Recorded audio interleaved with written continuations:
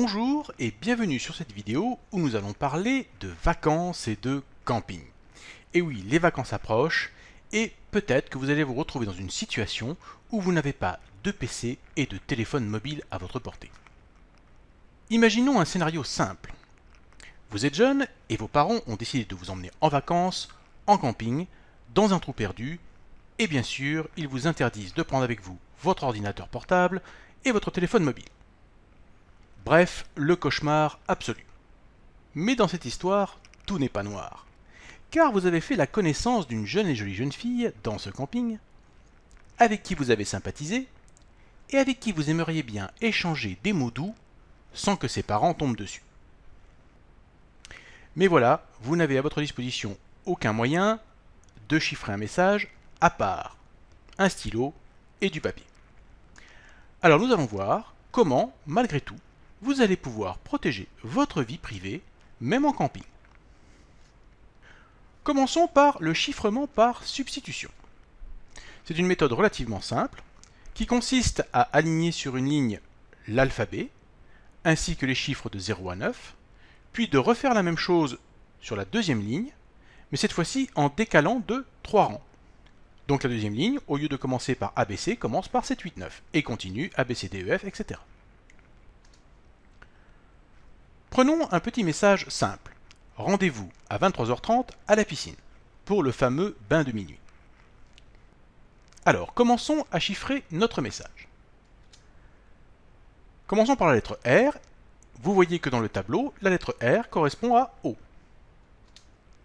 La lettre D correspond à A. La lettre V correspond à S. Et ainsi de suite. Voici donc notre message chiffré écrit ici en vert. Seulement voilà, comme vous pouvez le remarquer, le chiffre 7 revient souvent ici dans notre message codé. Et cela peut donner un indice à celui qui veut déchiffrer le message. De plus, on voit que les mots se distinguent bien. On peut compter le nombre de lettres pour chaque mot, et on voit bien par exemple que dans le message qui est codé, le chiffre 7 apparaît tout seul. Or, il y a assez peu de lettres dans la langue française qui apparaissent toutes seules dans le texte. On a de fortes chances de pouvoir deviner que 7 correspond à A. Ensuite, il suffit donc de remplacer tous les 7 par A, et de déduire que ici, la lettre I pourrait très bien être un L pour faire le mot là. Donc vous voyez, simplement en observant le message codé, je peux déjà arriver à deviner quels sont les chiffres et les lettres qui ont été substitués. Mais cela, malgré tout, ne suffit pas pour deviner les autres mots du texte. Et là, vous n'avez pas de bol, car le papa de cette jeune fille est professeur de mathématiques, et il connaît une méthode de déchiffrement qui s'appelle l'analyse fréquentielle. Alors, qu'est-ce que c'est que l'analyse fréquentielle? Eh bien, dans tous les textes français ou dans d'autres langues, les lettres apparaissent à une certaine fréquence dans le texte. Par exemple, on sait que dans la langue française, la lettre E apparaît en moyenne à 15% dans un texte. Donc il suffit de calculer la fréquence des lettres dans le message chiffré pour en déduire sa fréquence et la véritable lettre qui se cache derrière la substitution. Bien sûr, chaque tableau des fréquences est différent pour chaque langue. Donc ici, nous avons le tableau des fréquences en français, mais le tableau des fréquences en anglais est totalement différent. Donc là, ça apporte une difficulté supplémentaire pour l'analyse fréquentielle. Si vous ne connaissez pas la langue du message qui a été chiffré, vous risquez d'avoir un problème et il vous faudra certainement tester plusieurs tableaux de fréquences pour trouver le véritable message. Donc il est clair que le chiffrement par substitution est très facile à déchiffrer, en particulier si vous avez un ordinateur à votre disposition capable de très rapidement calculer les fréquences. Donc nous allons voir maintenant comment mettre en difficulté ce cher papa qui est professeur de maths. Et nous allons pour cela utiliser la technique de la substitution avec brouillage des fréquences. La première chose que vous devez faire, c'est créer un tableau de 6 par 6 dans lequel vous allez mettre l'alphabet ainsi que les chiffres de 0 à 9. Ensuite, vous allez mettre une clé qui est ici indiquée en vert. Cette clé ne doit pas comporter de lettres en double. Chaque lettre doit être unique.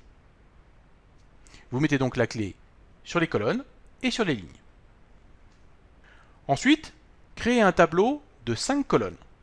Le nombre de lignes sera variable en fonction de la longueur du texte que vous avez à chiffrer.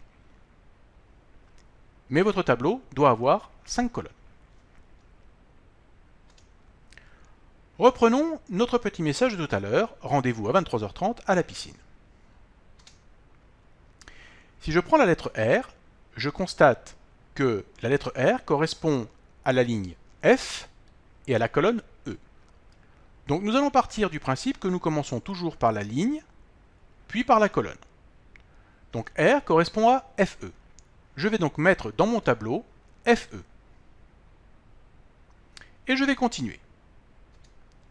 La lettre D correspond à PL. Je vais donc mettre PL à la suite dans mon tableau.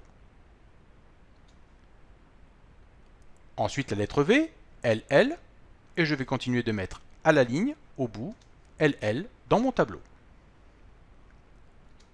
Et ainsi de suite, jusqu'à ce que j'ai terminé tout mon message.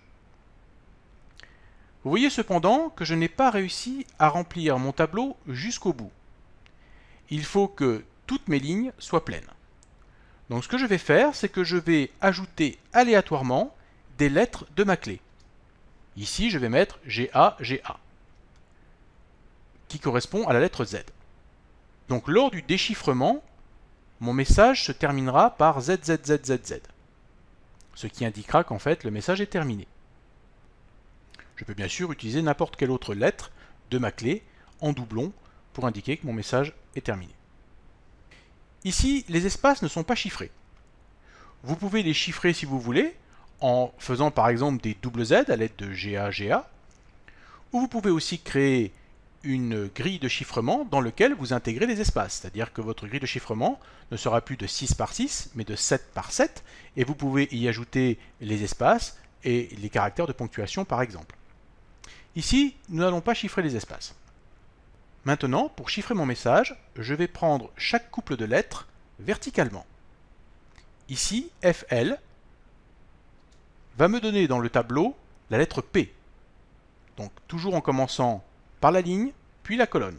FL, lettre P. EP va me donner 4. PP va me donner A. Et ainsi de suite.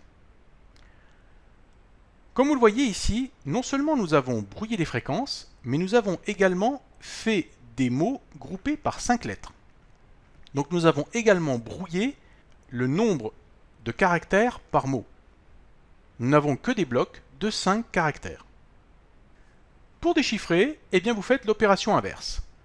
Lettre P, ligne F et ligne L. Et vous mettez FL verticalement. 4, CEP. Et ainsi de suite, jusqu'à avoir rempli de nouveau votre tableau. Puis ensuite, vous reprenez vos couples de lettres, mais cette fois-ci horizontalement. FE vous redonne donc la lettre R. Et ainsi de suite, jusqu'à avoir déchiffré l'intégralité de votre message, qui se terminera par ZZ. Maintenant, vous pouvez très bien complexifier votre grille d'encodage en mettant 2 clés différentes et en mélangeant totalement le contenu de votre grille. Ceci étant dit, si pendant toutes vos vacances, vous chiffrez votre message toujours avec la même grille, si la maman de cette jeune fille est un peu fouineuse et qu'elle trouve la grille, elle sera en mesure de déchiffrer tous les messages que vous allez passer pendant les vacances. Et on le sait, les mamans sont très fouineuses et aiment bien fouiller dans les affaires de leurs filles. Donc, pour ne pas compromettre la totalité de notre chiffrement, nous allons créer des grilles différentes pour chaque jour du mois. Ici par exemple, vous voyez que pour le 1er juillet, j'ai une grille différente que pour le 2 juillet. La jeune fille saura donc que si vous avez chiffré un message le 2 juillet et que vous lui avez donné le 2 juillet, eh bien c'est cette grille-là qu'elle devra utiliser. Si la maman a trouvé la grille du 1er juillet, il lui sera impossible de déchiffrer le message du 2 juillet. Ainsi, vous n'avez compromis qu'un seul jour et pas la totalité du mois de vos vacances. Voilà, ceci était donc une introduction au chiffrement par substitution avec brouillage de fréquences. Amusez-vous bien sûr à complexifier le chiffrement en agrandissant vos grilles, en faisant de multiples grilles différentes par jour. Bien sûr, cela peut être utilisé si vous avez à votre disposition un téléphone mobile pour envoyer des textos chiffrés. Mais n'oubliez jamais que votre correspondant doit connaître la grille de chiffrement qui est utilisée, la clé et également la façon dont vous allez lire la grille, c'est-à-dire d'abord la ligne puis la colonne, ou au contraire, d'abord la colonne puis la ligne. Bref, cela vous donne des milliers de combinaisons possibles pour rendre votre chiffrement beaucoup plus solide et mettre en échec ses chers parents. Voilà, j'espère que cette vidéo vous a plu, je vous remercie de l'avoir regardée, amusez-vous bien pendant ces vacances à chiffrer vos messages et à très bientôt pour d'autres vidéos.